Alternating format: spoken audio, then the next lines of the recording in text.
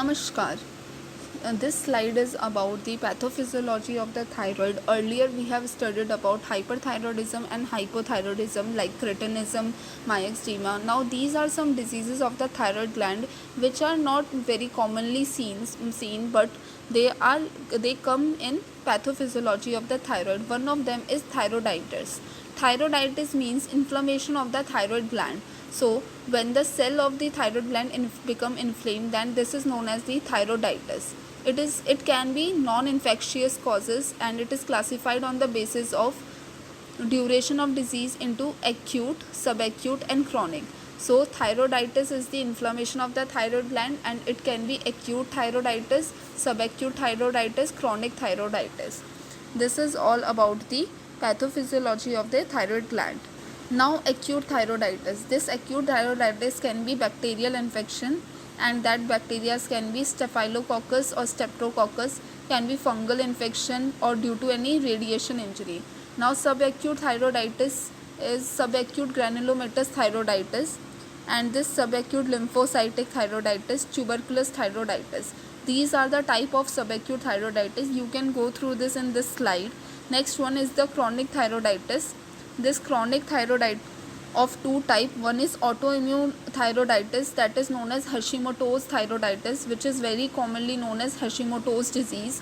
Next one is Riddle's thyroiditis, that is also known as invasive fibrous thyroiditis. While acute infectious thyroiditis is uncommon, some of the morphologically important form of thyroiditis are given below, and we will discuss this now. The most common one between the thyroiditis is the Hashimoto's disease, that is Hashimoto's thyroiditis. So this Hashimoto's disease is principally have the three clinical features. These are diffuse goiter enlargement of the thyroid, lymphocytic infiltration of the thyroid gland, occurrence of thyroid autoantibodies. Now these all are the features of the Hashimoto's disease. It occurs in age of 30 to 50 years of age. So it is the disease of old age people, and this is more predominant to the females. Males are rarely affected in this. And this is very much rare to the children, as we all know the age group is about 30 to 50 years of the age. It is the most common thyroiditis which we have known earlier. So this is commonly known as Hashimoto's disease, and it is commonly seen in areas like Japan and the United States. Now this slide is about etiopathogenesis of the Hashimoto's disease. It is an autoimmune disorder. This slide shows about the history of the Hashimoto's disease, that why it is known as Hashimoto's disease. So it is the name of the surgeon. Okay, then in which year it is developed. So it is described in 1912.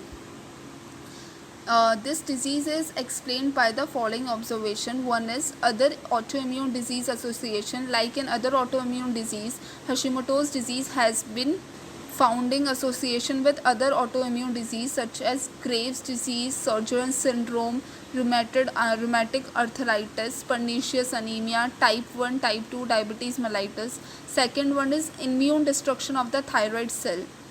So in this their CD4 plus T helper cell will increase. The cells induce infiltration of CD8 plus T cytotoxic cells in the thyroid parenchyma, as well as activates B cells to form autoantibodies, which bring about immune destruction of thyroid parenchyma. So this was the second reason of the Hashimoto's disease. Third one is detection of autoantibodies. These autoantibodies are majorly found in the patient having Hashimoto's thyroiditis.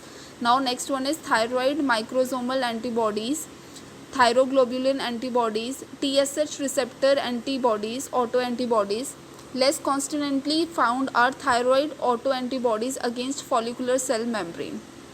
So this is all about the Hashimoto's disease, that is the inflammation of the thyroid gland, and we have earlier studied it is of three types. One is acute, subacute and chronic. The majorly found in the population is the Hashimoto's disease.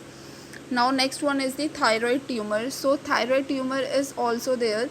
In this there will be hyperplasia of the cells or can be hypoplasia of the cells, which affects the level of T3 and T4. So it also affects the another gland, that is the parathyroid gland, and there will be rise of parafollicular C cells. This parafollicular C cells helps in release of parathormone, that is calcitonin, which manages the level of calcium in our body. The most common benign thyroid neoplasm is follicular adenoma. This follicular adenoma is the cancer of the thyroid, which is most prominently found in the day-to-day life. There is malignant tumor of the thyroid, which is less commonly found, that is known as thyroid carcinoma. Follicular adenoma is the most common benign tumor of the thyroid gland, and it is mostly seen in the adult women around the age of 30 to 50 years of the age. Clinically, it appears as solitary nodule, which can be found approximately 1% of the population. This solitary nodule is seen in the females, while sometimes there is more than one nodule. Beside the follicular adenoma, other conditions which may produce clinically apparent solitary nodule in the thyroid are dominant nodule of nodular goiter and thyroid carcinoma. It is thus important to distinguish between these two conditions. So the nodule which is formed in follicular adenoma also, it is also formed in other type of disease like nodular goiter. So we must know whether it is a nodular goiter or it is a thyroid tumor. For this, there are some tests and findings which differentiate these two type of the nodules.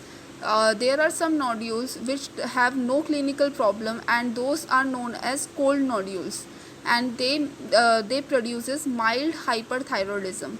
So basically, thyroid tumor can cause hypothyroidism also and hyperthyroidism also, but due to the hyperplasia of the cell, it majorly causes hyperthyroidism, that is increase in level of T3 and T4 in the blood.